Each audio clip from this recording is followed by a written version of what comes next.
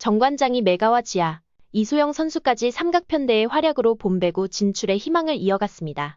정관장은 지난 11일 대전 충무체육관에서 벌어진 도드람 V리그 홈경기에서 한국도로공사를 3대1로 이겼는데요. 시즌 14승 14패로 승점 44점을 찍은 4위의 정관장은 한 경기를 덜 치른 3위의 GS칼텍스를 한 점 차로 추격해 나갔습니다. 다가오는 21일 서울 장충체육관에서 열리는 GS칼텍스와 정관장의 5라운드 맞대결이 양 팀의 희비를 가르는 결정적인 경기가 될 것으로 예상하는데요. 결국 정관장은 이제 3위의 자리까지 노리고 있는 상황입니다. 정관장은 현재 5라운드 3승 1패를 기록하며 상승세를 탔는데요. 연승을 달리던 흥국생명에 패했을 뿐 IBK기업은행과 현대건설을 이겼고 11일에도 자신들의 안방에서 한국도로공사를 세트스코어 3대1로 격파하면서 3승을 자신들의 손에 쥐었습니다. V리그에서는 3위와 4위의 승점 차가 3점 이하일 때 준 플레이오프가 개최되는데요. 현재의 분위기라면 준 플레이오프 성사는 물론이며 3위와 4위가 바뀔 가능성도 있어 보입니다.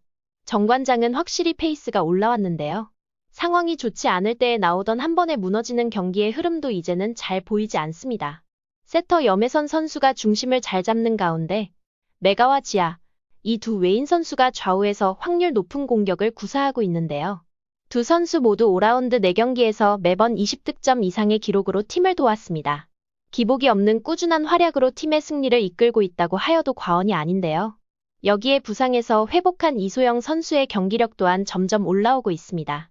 정호영과 박은진 선수가 지키는 중앙의 높이 또한 여전히 위협적입니다. 반면 GS칼텍스는 흐름이 좋지 않은데요. 5라운드에 치른 3경기에서 1승 2패를 기록 중입니다. 사실상 결과만 나빴던 것이 아니고 경기의 내용 자체가 GS칼텍스답지 않았고 끈질긴 수비로 상대를 쫓아가던 팀 색깔이 흐려졌다고 해도 과언이 아닙니다. 지금의 흐름이라면 정관장은 GS칼텍스가 자리한 3위 탈환도 노릴만한데요. 정관장은 16일 페퍼저축은행을 상대한 뒤 21일 GS칼텍스와 맞대결을 벌입니다. 방심은 금물이라는 말이 있듯이 GS칼텍스전에서도 지금과 같은 경기력을 보여준다면 상승 곡선을 제대로 탄 채 마감할 가능성도 엿보이는데요.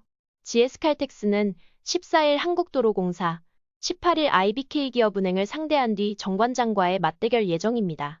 한편 지난 경기에서 정관장은 1세트에서 도로공사에 잇따른 공격 범실에도 지아와 이소영, 메가 선수의 양쪽 날개 공격수 3명에 의존하는 단조로운 공격 탓에 좀처럼 힘을 내지 못하다가 세트 막판 미들블로커인 정호영 선수의 속공이 터지면서 한숨을 돌렸습니다. 지아 선수의 연속 시간차 공격 득점으로 1세트를 힘겹게 따낸 정관장은 2세트에서도 지아와 메가 선수의 쌍포로 여유있게 앞서다가 세트 후반에 힘겨운 싸움을 했는데요. 이번에도 역시 정호영 선수의 속공이 터치아웃 득점으로 이어져 세트 포인트를 쌓고 24대 23에서 지아 선수가 퀵 오픈 득점으로 끝냈습니다. 3세트를 내주고 4세트 막판까지 이어진 혈투에서 지아 선수가 해결사로 포효했는데요. 지아 선수는 21대 20에서 오른쪽 엔드라인에 걸치는 절묘한 서브 에이스를 넣더니 23대 20에서는 도로공사 부키리치의 공격을 혼신의 수비로 걷어냈습니다. 이소영 선수가 이 공을 살려 매치 포인트를 쌓으면서 지아 선수는 더욱 환하게 웃었는데요. 지아 선수가 23점, 메가 선수가 22점을 터뜨리고 이소영 선수가 16점을 보태며 정관장이 승점 3점을 얻었습니다. 한편 대전 정관장 레드스파크스 소속의 인도네시아의 여자 배구 선수인 메가와티 퍼티위 선수는 2023-2024 시즌 IBK기업은행과의 V리그 데뷔전에서 아포지스로 출전하여 서브 2개 포함 21득점에 공격 성공률 47%대로 대활약하면서 첫 경기부터 방송사 MVP로 선정되며 팬들에게 눈도장을 제대로 찍었습니다. 지난해 흥국생명과의 경기에서는 양팀 최다 31득점을 올리며 역스윕 승리의 주인공이 되기까지 했는데요.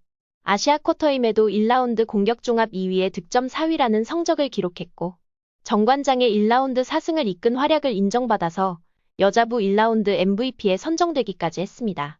올 시즌 프로배구에 처음 도입된 아시아 쿼터로 한국 땅을 밟은 선수들이 팀의 운명을 좌우하는 중대한 임무를 맡게 되었는데요. 지난 4일 아시아 쿼터 메가와티 선수의 클러치 능력을 앞세운 정관장이 선두인 현대건설을 제압했습니다. 현대건설의 연승 행진이 7이라는 숫자에서 끝이 났는데요. 승점 1점을 추가하는 데 그친 현대건설은 승점 62점으로 2위인 흥국생명과의 격차가 좁아졌습니다. 정관장은 메가와티 선수가 31점을 올리며 팀 승리의 1등 공신이 되었고 공격 성공률 52%대의 블로킹 3개를 기록했고 팀이 승리했던 세트에서 고비고비마다 활약을 하면서 해결사로 나섰습니다. 지오바나 밀라나 선수도 25점을 기록했고 정호영 선수도 14점으로 뒤를 든든히 받쳤는데요. 이날의 경기에서 정관장은 1세트 19대 19에서 메가 선수의 힘으로 승기를 잡았고 메가는 오픈 공격을 성공시킨 뒤 이어진 자신의 서브에서 서브 득점을 얻어냈습니다.